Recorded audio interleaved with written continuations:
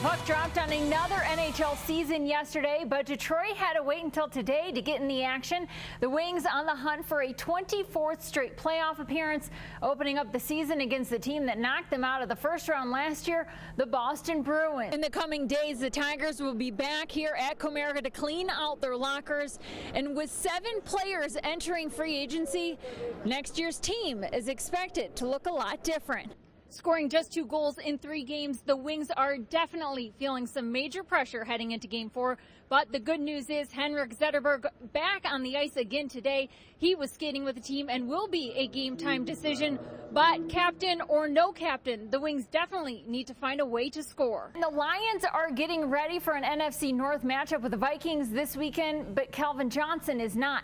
He missed practice again today. Johnson injured his ankle last month against Green Bay and re-aggravated the injury in Sunday's loss against Buffalo, but it's still unclear whether or not he will sit out this weekend.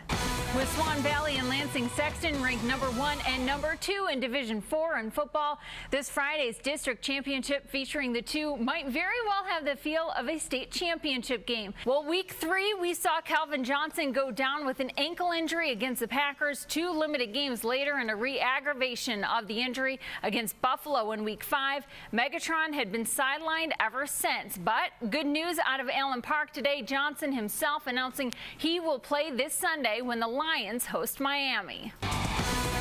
This time last year, she was cheering her Carmen Ainsworth teammates on from the sidelines. But this year, less than 2 weeks into the season, senior Cavalier Sydney McDonald has scored over half of her team's points. Here's more on our Advanced Physical Therapy Center Athlete of the Week. With the temperatures dropping, we're already putting on more layers before we walk out the door.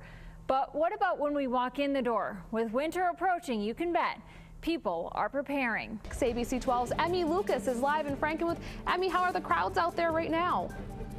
Rebecca, it's dying down a little bit, but earlier, as cold as it is out here, it was buzzing. In 1 week's time, the Firefighters Union is trying to come up with a contract that it took Darnell Early and his team presumably months to build. So you are right, no one is getting much sleep. The high school basketball season is just about at the halfway mark. Tonight, tops for the GAC Blue is up for grabs when Hamady travels to Bendel for a battle of the conference unbeatens. Greg Molson has a look ahead with Bendel's coach.